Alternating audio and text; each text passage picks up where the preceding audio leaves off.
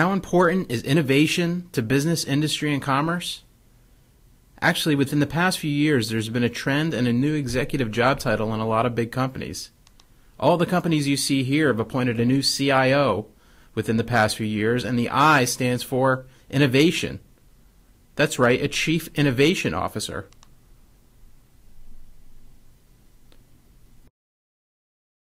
Or how about these slogans and taglines from these companies?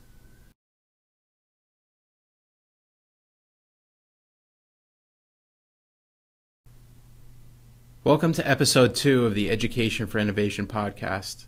I'm Dave Janosz. So yes, innovation is most important to business and industry. I recently spoke with 2 people that come from the private sector and offered their thoughts on how there may be a mismatch between workforce needs and what schools are delivering. I worked for Johnson & Johnson for 25 years at a company called Ethicon in Bridgewater, and a number of the young engineers that got involved with our robotics program and wound up to be mentors. The intenseness of trying to launch a product in 6 weeks really taught them a lot.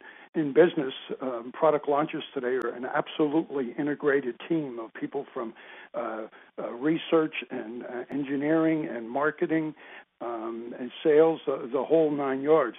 So when you come up with an idea of a product and you want to develop it, it's not something you do quietly in your laboratory and then come out with it and say, hey, look what I've done.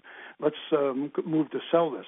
If we look at the landmark report from 1983, A Nation at Risk, that talked about all of the issues of innovation and technology that we need to address way back in 1983. And then you have the Gathering Storm report from last year. Both of those reports pretty much say the same thing, and yet during that period of time, 25 years have passed, and the world has more than just caught up with us. In some cases, it's surpassed us. Computers are important. I mean, from the business perspective, we need people who are computer illiterate, but we need people a lot more, and it's a lot more critical that we need people who can think and who can solve and who could apply what they've learned into real-world situations. And people don't know how to work on a team, work with their managers, work with their coworkers, and work on a team or either work independently and eventually come together as a team. More and more, the workforce is moving to an area where all jobs require sort of this well-rounded person, and less jobs are specialized. Years and years and years ago, somebody was on an assembly line or somebody had one role in one factory and they did nothing but that all day, or they were just answering the phone, or they were just writing, or they were just – most jobs today require a little bit of everything. We have this workforce where everybody's doing a little bit of everything else, and so we can't say, oh, this person, don't worry about them, they're going to go into this, they're going to go into that. They don't need X, Y, or Z. People need a little bit of everything today, and so we can't ever forget that everything needs to be integrated, and schools need to do more thematic units. Schools need to do more team teaching and working together and more real-world applied learning. Whether it's soft skills, hard skills, our high schools are not doing what the workforce needs. Because I hear from members of NJBA all the time that we'll train somebody for what they need to know, and it'll do on-the-job training for how you specifically work in our workplace and do our job, but we need you to have basic skills where you have to know what to say, when to show up, what to wear, and then how to think on your own, how to read, and then the big one is innovation, problem solving, critical thinking. You put all those together, that's going to get people ready for the workforce. And I think all of that is going to come from technology education.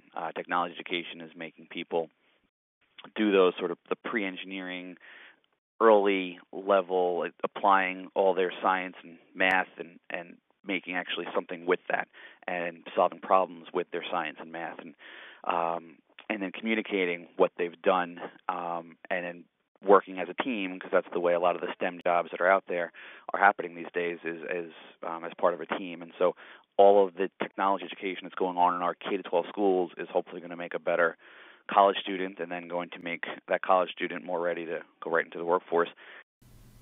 So as you listen to these folks from the business community describe the things that they need from the workforce, you hear a whole list of qualities that they desire.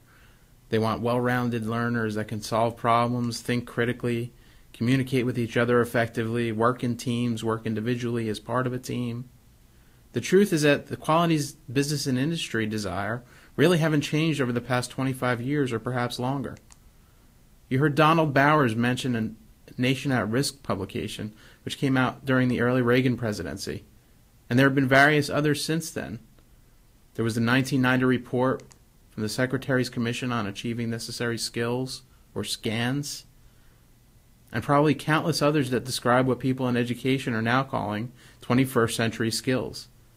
The fact is that the skills they all describe aren't that much different from report to report to report. But the funny thing is that now most educators and policymakers are rolling them out as if there's something new. But while most of the world of education took its time to catch up, there's been a group of people working within a school program called technology education that paid close attention to the needs of the workforce beginning a long time ago. In their classes, they study the nature of technology, they study engineering, they study product and system design and innovation. So let's hear from some of these educators as they talk about the things that they try to accomplish when working with their students. I'm sure you'll see a clear link to those things that we just heard from the reps from business and industry.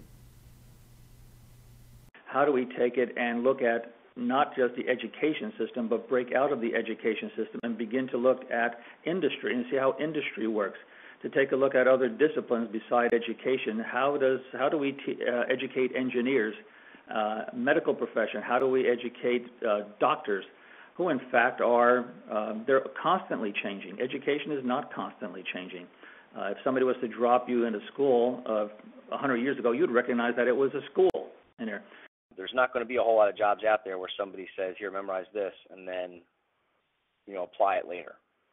And I think whatever careers pop up in the future, the things that tech ed courses are doing for students now is they're giving them the opportunity to exercise these steps of the design process that would make anybody successful in a career, especially one where new challenges are coming out at you left and right, and you have to be able to meet them head on and think through them and articulate those ideas to other people. We learn to communicate. We work in our groups together to make sure that we listen to other people. We listen to other kids, and we get along with people. We have to be able to communicate and write in a method that people understand us. We have to be able to get up and make presentations. It's no longer a culture where you go in and work in a factory and you work on a machine, the same machine for 20 years. We have to prepare kids that are learners, that are self-teachers, self-taught, because they might go through life and have 10 different occupations because they say that within 10 years they're going to be learning a job that doesn't exist right now. Technology education teaches a process that it can be used to solve problems. And what it does allows students to systematically approach any type of problem with a predetermined template that can be transferable to different types of issues. So by reinforcing this process and by teaching students the proper way to document their progress, they can apply this to real-world situations. Building, experimenting, trying, and evaluating, this type of atmosphere fosters innovation and creative capacity in students without having a definite right or wrong answer. I've always found that business and industry folks have loved to learn about what goes on when students study technology and engineering, and there you hear why. Technology and education teachers have always been ahead of the curve on delivering the skills that the workforce desires in more ways than one. Thanks for taking a look today. I hope to see you next time.